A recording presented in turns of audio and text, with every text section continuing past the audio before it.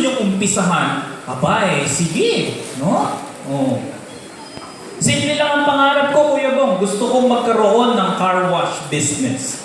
That is an entrepreneurial skill. Okay? Graduate ako ng commerce, pero gusto kong magnegosyo. Fine. Ikaw ang boss ng iyong business, di ba? Pero, ang aking car wash business, ibang klase. Bakit? Kasi habang naglilinis ng gulong at ng kotse ang mga tao ko, sila'y kumakanta. Imagine mo, no? Pag nagpunta ka sa isang car wash, tapos lahat ng naglilinis ay kumakanta habang naglilinis. Abay, kakaiba, no? So that is an entrepreneurial idea. Ibig sabihin, may kakaiba kang pwedeng gawin. Okay? Next, may tinatawag na ability to acquire new knowledge. Mayroon ka bang kakayanang matuto pa? Gusto mo pa bang matuto? Kasi yung 4-year degree mo, hindi yan garantyang magagamit mo. Sinasabi ko na sa inyo. Hindi sapat yan. Kasi nung nag-aaral kayo, iba lang ang objective, iba pa ang objective nyo. Hindi nyo objective gamitin yung knowledge. Ang objective nyo, pumasa sa exam. Di ba? Nung nag-aaral kayo, isa lang ang objective nyo, gusto kong pumasa. Sa trabaho, ibang usapan, hindi lang basta papasa, gagawin. So magkaiba yun ha, papasa, gagawin. So your ability to gain new knowledge is important. Another one is ability to follow instruction. Kaya nyo bang sumunod? Kasi kung hindi ikaw ang may-ari, kailangan mong sumunod. Matutong sumunod. No? At ang panghuli, ability to sell ideas and persuade others. Ito ang importante. Paano mo ibebenta o imamarket ang sarili mo ngayon na ngayon graduate ka na? Sige nga. Sa isang posisyon na 600 kayong mag-aaway, paano mo masisigurong ikaw ang tatawagin ng employer? Lahat kayo nag-submit ng CV, lahat kayo nagpa-picture ng maganda, nag-makeup ka pa, no? Nung makita yung tunay, ang layo dun sa CV, no? Ikaw ba to? Paano masisigurong ikaw ang tatanggapin? You must have the skill of selling yourself.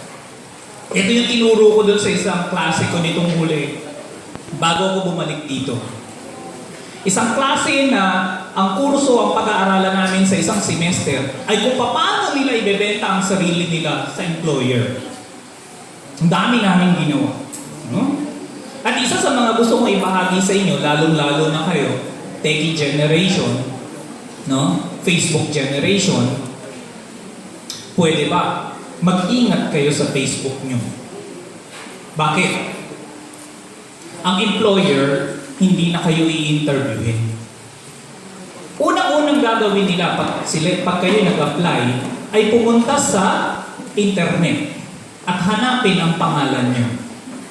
Sigurado ako, pag ginugol yung pangalan nyo, unang lalabas sa account nyo ay ang Facebook account.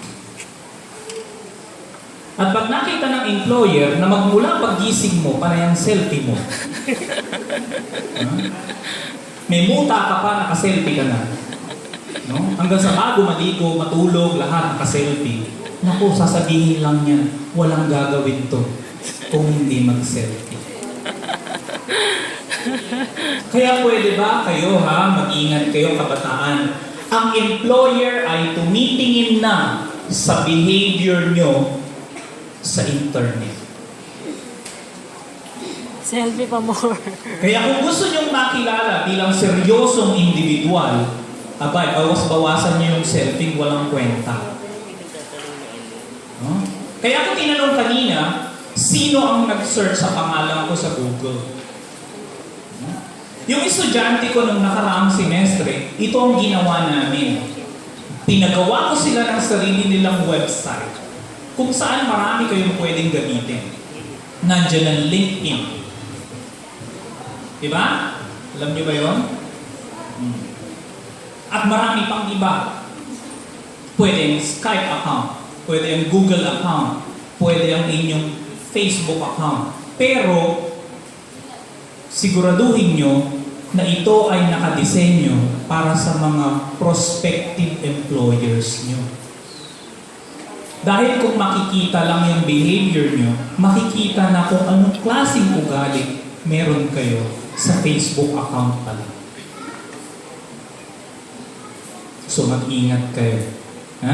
Your ability to market yourself and to sell your idea is now more important than your selfies. Now, learning points, bago ako magpaalam. Para doon sa mga gustong sundin muna ang pangarap bago ang puso, pwede namang balansehin yan, lalo sa mga babae. Tandaan nyo, kayo ang matataya dito, hindi kami. Kayo manganganak, kayo magbubuntis. Siyang na buwan din yun. Kayo iire, hindi kami. Kami ngingiti lang kasi tapos na. Hihinto ang mundo nyo. At titigil ang pangarap nyo kung uunahin nyo yun. Take another priorities. Ang hiling ko sa mga kababaihan dito, lalong-lalo na ngayon na gusto nyo na magtrabaho, abutin nyo muna yung pangarap nyo kahit mga hanggang 30, 33. Okay lang yan. Mas mahaba ang buhay ng tao ngayon kesa nakaraang 20 taon. Bakit? Dahil advance na ho ang medisina at ang siyensya. Marami ng sakit ang napapagaling. At dahil sa ganitong pangyayari, yan ho ang problema ng bansang mayayaman katulad ng Japan, Singapore.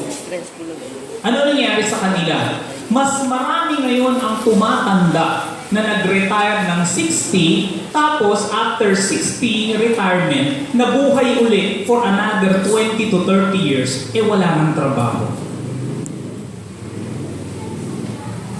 Ano gagawin mo sa loob ng 30 taon? Di ba? So paghandaan nyo yung pagtanda nyo. Importante rin yun. So sa mga may pangarap, kailangan lang natin makita ano na ba yung skills na meron ako. Sa binanggit ni Kuya ko, pwede pa akong nakalima na, 6, 3, 2, kayo na lang sumagot. No? This is my last message. You won't win the battle unless you know the purpose of the battle. To know the enemy and the battleground itself. Sa Tagalog, kilalanin mo ang gera. Ang gera ng buhay. Bakit ba ako makikipaglaban? Bakit ako sasali? Ano bang pangarap meron ako? Kung sasali man ako, anong klaseng pagsali ang gagawin ko? So sa mga magulang na sinusuportahan yung inyong mga anak, tignan nyo yung mga pangarap nila. Marami pa tayong pwedeng gawin.